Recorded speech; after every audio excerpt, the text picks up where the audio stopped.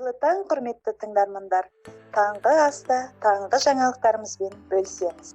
Дара абай, дана абай атты республикалық жазба айтыс өтеді. Қазақстан Республикасының Мәдениет және спорт министрлігінің келісімімен Ақмола облысы мәдениет архивтер мен құжаттамалар басқармасы облыстық халық шығармашылық және мәдени демалыс орталығы Абай Құнанбайұлының 175 жылдық мерейтойын мерекелеу аясында Дара абай, дана абай жазба ақындардың республикалық онлайн айтысын өткізетінін жариялайды.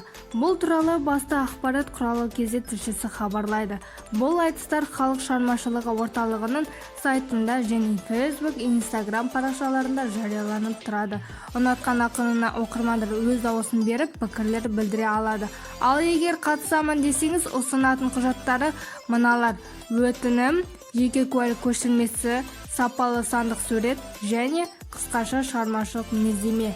Өтінім үлгіге сәйкес 2020 жылғы мамырдың 31-не дейін Дара абай, дана абай деген атпен көрсетілген электрондық мекен-жайы бойынша қабылданады.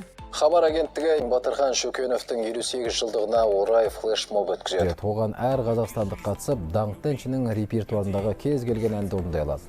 Акцияға қатысу үшін Хабар телеарнасын сағат 19:00-де қоссаңыз болғаны. Осы уақытта Батырхан Шөкеновтың 3 бірдей композициясы «Отанына», «Джулия» және «Қайран көңіл әндер» орындалады. Сауық шоуы аталмыш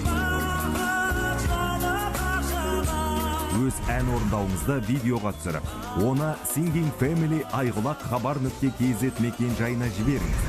Сіз жолдаған ролик негізінде біз клип әзірлейміз және сүйікті әншіміздің сүйікті әндерін бүкіл ел болып, бірге орындағанымызды барша әлемге көрсетеміз. Жұмыспен қамту жол картасы. Павлодарда 5000-нан астам жұмыс орны ашылады.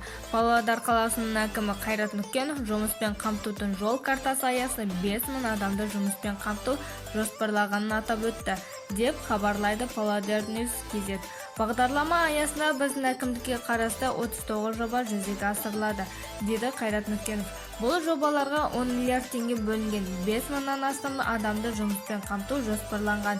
Ең ірі жоба жетекші ауылындағы мектептің жұмысына 300 адамды тартылады. Мойылда мектебінің жұмысында 100 орын бар. Сондай-ақ бала бақшалар жөнделіп, жолдарға асфальт төселеді. Бағдарлама аясында жұмыспен қамту орталығындағы жұмыссыз ретінде тіркелген азаматтар жұмыспен қамтылады. Жас ерекшеліктеріне шектеу жоқ. Осымен таңғы жаңалықтарымыз өз мәресіне жетті. Келесі күнде кездескенше сау болыңыздар.